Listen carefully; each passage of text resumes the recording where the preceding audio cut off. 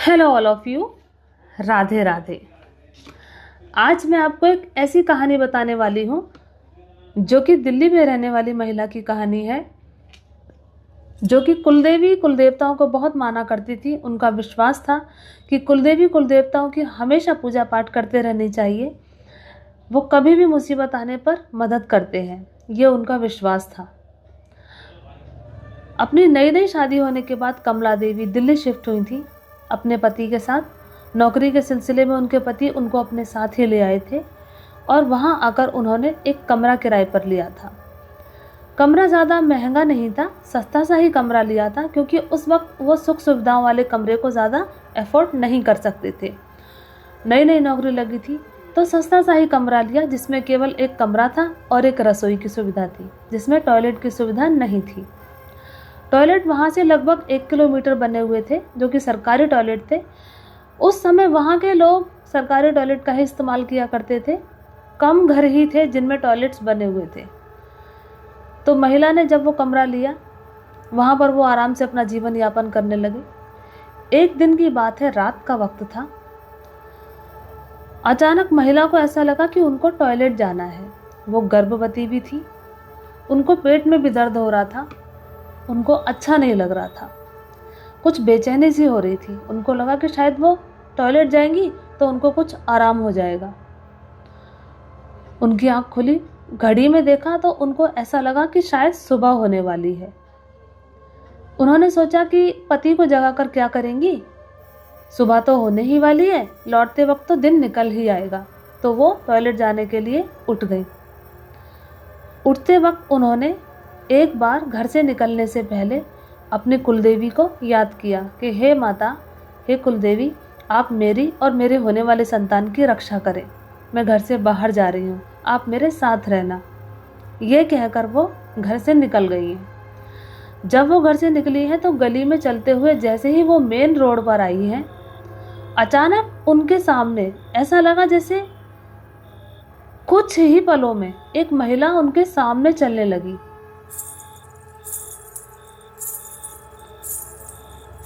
अजीब सी तेज तेज चाल, सुंदर पैरों में पायल, खूबसूरत जूतियाँ, सुंदर सा गोटेदार लहंगा, जो कि एक गुजरी वेश महिला का होता है, उस तरीके की महिला। सुंदर सी शर्ट, बहुत ही खूबसूरत चुन्नी, खूबसूरत जेवर, उनका रंग बेहद गोरा।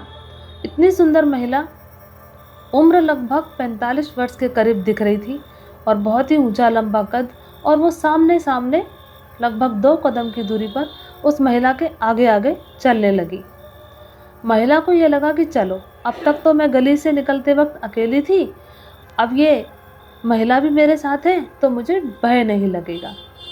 अब उनको ये लगा कि मेरी उम्र तो अभी छोटी है, जो सामने चल रही हैं ये मुझसे बड़ी हैं। तो वो उसको अम्मा कहने लगी कि अम्मा, अच्छा हुआ आप मेरे साथ चलने लगी, मुझे डर भी लग रहा था। भले सुबह होने वाली है लेकिन फिर भी है तो अंधेरा ही ना।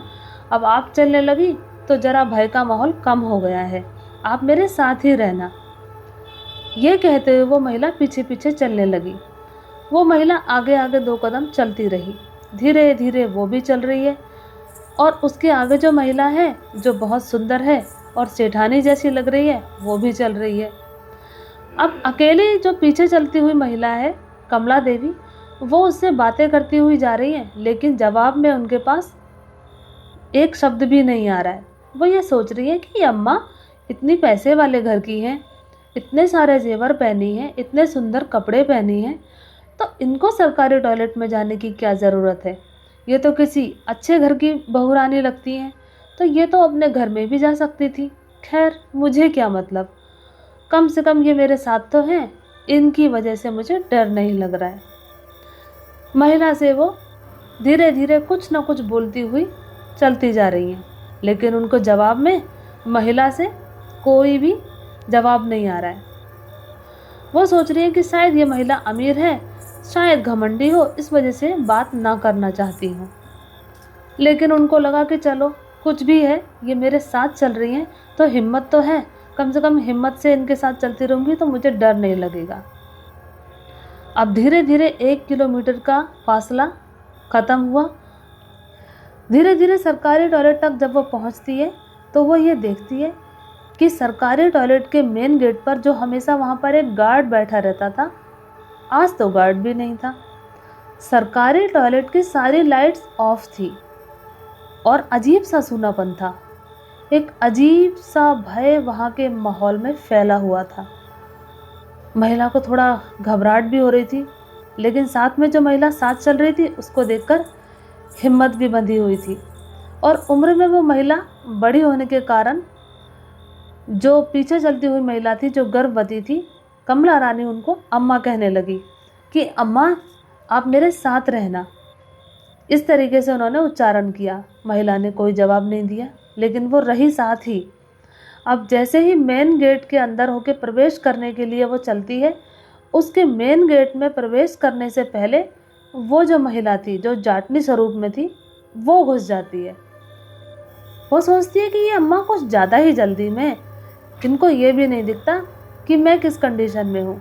ये सोचकर वो मन ही मन थोड़ा सा परेशान तो होती है, लेकिन वो ये सोचती है कि चलो कुछ भी सही, अम्मा साथ तो हैं, अम्मा को तो साथ रखना ही पड़ेगा, अभी फ़िलहाल कोई दूसरी महिला भी नहीं है।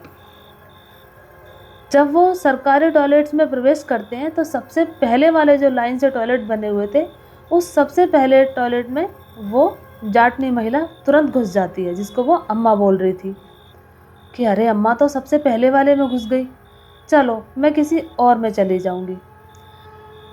वो टॉयलेट में जाकर टॉयलेट यूज़ करती है। टॉयलेट यूज़ करने के बाद वो कुछ देर बाद बाहर आ जाती है और खड़ी हो जाती है कि चलो मैं अम्मा का इंतज़ार कर लेती हूँ, जब अम्मा आ जाएंगी तो अम्मा के साथ ही मैं वापस भी चली जाऊँगी, क्योंकि अकेले जाने में तो भय लग रहा है।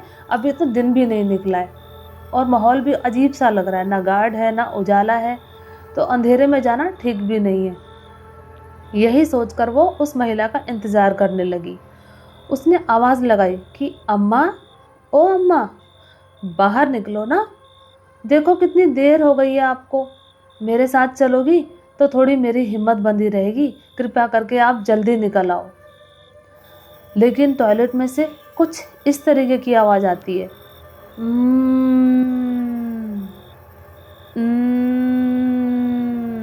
जैसे कि कोई कराह रहा है, जैसे कि कोई कष्ट में है। महिला ने ये सोचा कि शायद अम्मा की तबीयत ठीक नहीं है, अम्मा कुछ देर और टॉयलेट में बैठना चाहेंगी।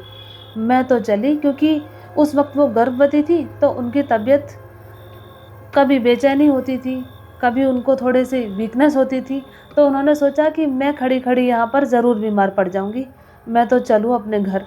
ये सोचकर वो मेन द्वार से बाहर निकल जाती है और धीरे धीरे अकेली ही चलते हुए घर वापस आ जाती है।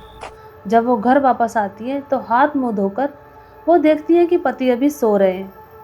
पति को सोता देखकर वो सोचती है कि अभी तो दिन भी नहीं निकला है, चलो कुछ देर में और सो जाती हूँ। क्योंकि उनको कमज़ोरी हो रही थी और थकावट थी, तो वो महिला लेट गई। लेटते ही उसको नींद आ गई। जैसे ही उसको नींद आती है, उसके सपने में तुरंत वही गोटेदार लहंगा, चुनरी और जेवर पहने हुई महिला आकर तुरंत गूंजते हुए सर में तुरंत बोलती है कि आज तो तू बच गई, देख वक्त कितना हो रहा है, आज मैंने तेरी और तेरी होने वाली संतान की रक्षा की है। आज के बाद बिना घड़ी देखे या बिना सोच विचारे कभी घर से बाहर मत निकलना। आज तू प्राण गंवा देती यदि मैं तेरे साथ ना होती। इस तरीके की लापरवाही कभी मत करना। वो तो तूने मुझे घर से निकलने से पहले याद कर लिया, इसलिए मैं तेरे साथ चल दी। अब कभी ऐसा ना करना, रात्रि के वक्त कभी ना निकलना, अपना ध्यान रखना। इतना कहकर वो महिला अंतर ध्यान हो गई और अचानक उस लेटी हुई महिला की आंख खुलती है और वो सीधा घड़ी की तरफ देखती है।